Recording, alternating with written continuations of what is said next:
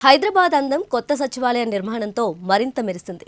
హుస్సేన్ సాగర్ ఒడ్డున ఇంద్రభవనంలా కొలువైన సెక్రటేరియట్ను రాత్రిపూట చూస్తే యూరప్ దేశంలోని రాజభవంతులు గుర్తొస్తాయి. అయితే ఈ మెరిసే కాంతుల వెనుక అవినీతి మరకలు మందంగా ఉన్నాయంటుంది రేవంత్ ప్రభుత్వం. సచివాలయ నిర్మాణంలో భారీ స్థాయిలో అవినీతి జరిగిందని విచారణ జరిపిస్తుంది. కొంతమందిపై క్రమశిక్షణ చర్యలు కూడా తీసుకున్నట్లు తెలుస్తుంది.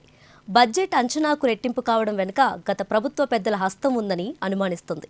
617 కోట్ల బడ్జెట్ 1140 కోట్లకు ఎలా పెరిగిందో ఆరా తీయిస్తుంది. దీంతో నిర్మాణంతో సంబంధం ఉన్న R&B అధికారుల గుండెల్లో రైళ్లు పరిగెత్తుతున్నాయి. రికార్డులను తారుమారు చేశారనే ఆరోపణలు వినిపిస్తున్నాయి.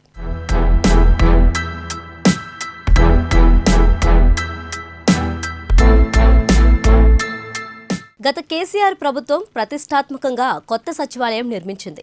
కమిషన్ల కోసం కక్కుర్తిపడి పటిష్టంగా ఉన్న పాత భవనాన్ని కూలగొట్టించి మరీ దీన్ని నిర్మించారని కాంగ్రెస్ తొలి నుంచి ఆరోపిస్తుంది. వ్యయం 600 కోట్ల నుంచి 1100 కోట్లకు చేరడం, ఇంకా కొన్ని పనులు పెండింగ్లో ఉండడంతో అసలేం జరిగిందని ఆరా తీస్తుంది.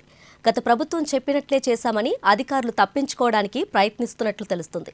బడ్జెట్ అంచనాల్లో కీలక పాత్ర పోషించిన R&B అధికారులు వాస్తవాలు బయటకొస్తే కష్టాలు తప్పవని అప్రమత్తమయ్యారు.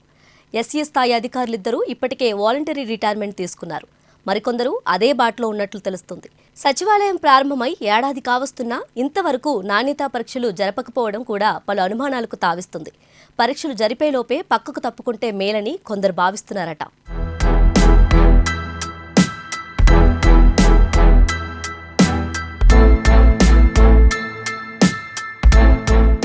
సచివాలయ నిర్మాణంలో టెండర్ల ప్రక్రియను సరిగ్గా పాటించలేదని ఆరోపణలున్నాయి. ఎమర్జెన్సీ పనులంటూ నామినేషన్ పద్ధతిలో ఇష్టారాజ్యంగా పనులు కట్టబెట్టినట్లు విజిలెన్స్ వర్గాలు అనుమానిస్తున్నాయి. కేవలం IT ఇన్ఫ్రాస్ట్రక్చర్ కోసమే 361 కోట్ల బడ్జెట్ అంచనాలు చూపడంపై రేవంత్ ప్రభుత్వం కూపీలాగుతుంది. IT పేరులో లూటీ చేశారని, దీని వెనుక ఎవరి హస్తముందని రికార్డులను తిరగేస్తుంది. బిల్డింగ్ మెటీరియల్, ఇతర అంశాల్లోనూ అవకతవకలు జరిగాయా అని ఆరా తీస్తుంది. దీంతో ఓ ఉన్నత స్థాయి అధికారి ఆదేశంతో రికార్డులను తారుమారు చేయించినట్లు వార్తలొస్తున్నాయి.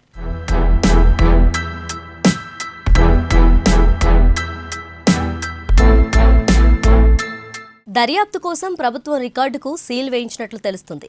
అయితే వాటిని ఆ అధికారి వద్దే ఉంచారని, వాటిలోనే మార్పులు చేర్పులు చేశారని గుసగుసలు వినిపిస్తున్నాయి. పెంచిన అంచనా వ్యయానికి సమర్థింపుగా ఈ తతంగం సాగిందని చెబుతున్నారు. ఈ విషయం ప్రభుత్వ దృష్టి రావడంతో ఎప్పుడు ఎవరిపై వేటు పడుతుందోనని ఉన్నతాధికారులు బిక్కుబిక్కుమంటున్నారు. కేసీఆర్ హయాంలో చేపట్టిన భారీ ప్రాజెక్టులపై క్షుణ్ణంగా దర్యాప్తు జరిపించి అక్రమాలపై చర్యలు తీసుకుంటామని రేవంత్ పదే పదే చెబుతున్నారు. కాళేశ్వరం ప్రాజెక్ట్, డిస్కామ్ల లావాదేవీలు, స్పెషల్ ఇంటెలిజెన్స్ బ్రాంచ్లో ఫోన్ ట్యాపింగ్పై కొరడా జులిపిస్తున్న ప్రభుత్వం సచివాలయ గుట్టును కూడా రట్టు చేయడానికి డేటా సేకరిస్తుందని కాంగ్రెస్ నేతలు చెబుతున్నారు.